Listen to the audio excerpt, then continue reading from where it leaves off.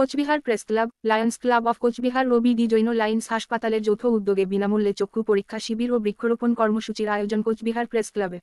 Cooch Behar press club সংলগ্ন ব্রাহ্ম মন্দির complex press club প্রাঙ্গণে আয়োজিত হয় এই কর্মসূচি।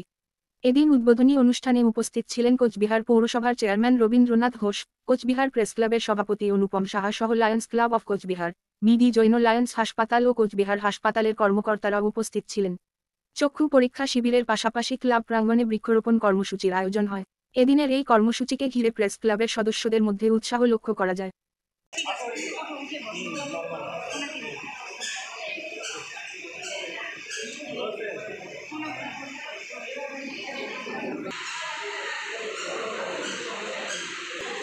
প্রেশার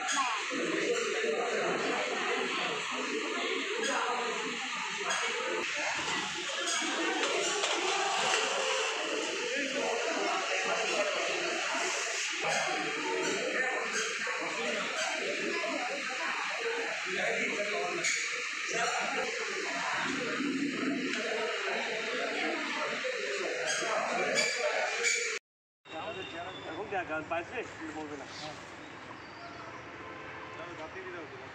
সেই গাছে ফল বেশি আসবে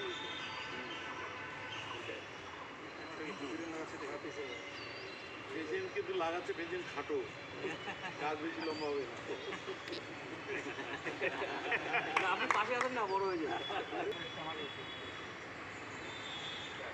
জোর আসতে থাকে কিন্তু হ্যাঁ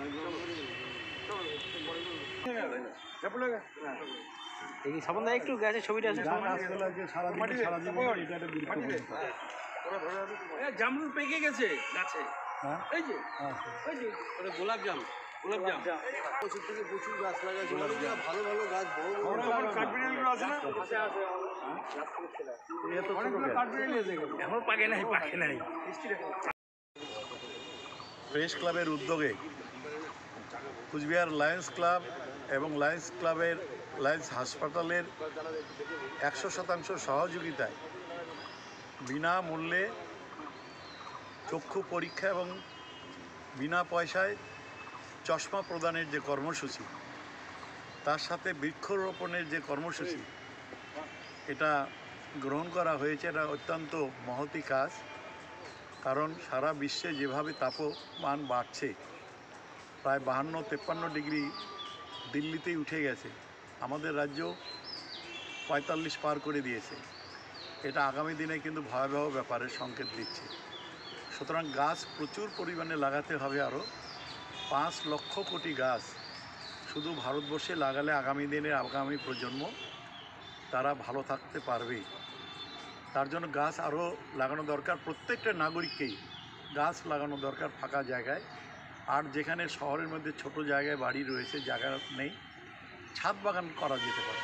ছাদ বাগান করলেও কিন্তু সেখান থেকে অক্সিজেন যোগাবে সেই ছাদের বাগানের গাছগাছালি, ফুল ফলের গাছগুলো। পাশাপাশি এই ধরনের কর্মসূচি আরও বেশি করে হওয়া উচিত, আরও সচেতনতামূলক শিবির হওয়া উচিত। লায়ন্স ক্লাবের সমস্ত কর্মকর্তাদের অনুরোধ করব যে আপনারা আরও বেশি করে সমাজকে সচেতন করার জন্য গাছ লাগানোর উপরে জোর দিবেন। কারণ আগামী প্রজন্ম তাছাড়া কিন্তু খুব কষ্টে পড়বে, মুশকিলে পড়বে। গাছ অক্সিজেন যোগায়। একটা মানুষকে সারাদিন সুস্থ রাখার জন্য 3 সিলিন্ডার অক্সিজেন প্রয়োজন হয়। আপনার বাড়িতে সারা মাসে রান্নার জন্য 1 সিলিন্ডার গ্যাস লাগে, আর আপনাকে সুস্থ থাকার জন্য প্রতিদিন 3 সিলিন্ডার অক্সিজেন, অর্থাৎ 90 সিলিন্ডার অক্সিজেন আপনার প্রয়োজন হয়। এই অক্সিজেনটা যোগান দেয় গাছ। আমাদের যে ছেড়ে দেওয়া কার্বন ডাই অক্সাইড বিষাক্ত বায়ুটা, সেটা গ্রহণ করে ধারণ করে নেয় গাছ। সুতরাং পরিবেশের ভারসাম্য রক্ষা করার জন্য, মানুষকে সুস্থ থাকার জন্য গাছ লাগানো, বেশি করে গাছ লাগানোটা অত্যন্ত জরুরি। তো সব মিলিয়ে প্রেস ক্লাব আজকে যে অনুষ্ঠানটা করছে, বিনা পয়সায় চক্ষু চিকিৎসা, চক্ষু পরীক্ষা এবং বিনা খরচে চশমা প্রদানের যে কর্মসূচি, সাথে বৃক্ষরোপণ, এটা অত্যন্ত মহতি কর্মসূচি। আমি ধন্যবাদ জানাই লায়ন্স ক্লাব এবং কুচবিহার প্রেস ক্লাব। আমরা সব সময় সাংবাদিকদের পাশে থাকার চেষ্টা করি এবং আমরা দেখেছি যে বিভিন্ন সময় সাংবাদিকরা কিন্তু এই যে একটা চোখের একটা সমস্যা অনেকেরই দেখা যায়, কিন্তু তারা কিন্তু চিকিৎসায় সেইভাবে যান না। সেই কারণে আমরা Cooch Behar press club, B design eye hospital, lions club প্রত্যেকের উদ্যোগে আজকে কিন্তু আমরা আমাদের কোচবিহার প্রেস ক্লাবের প্রাঙ্গণেই এক চক্ষু পরীক্ষা শিবির, পাশাপাশি স্বাস্থ্য পরীক্ষা শিবির এবং বৃক্ষরোপণ কর্মসূচির উদ্যোগ নিয়েছি।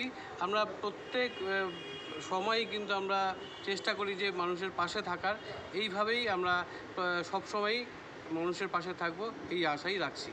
আজকে কতজন চক্ষু পরীক্ষা করাবেন এখানে? আজকে 100 থেকে 120 জন এই চক্ষু পরীক্ষা শিবিরে অংশ নেবে, এমনটাই আমাদের কাছে লিস্ট এসেছে। তবে শেষ পর্যন্ত কতটা হয় সেটা সময়ই বলবে।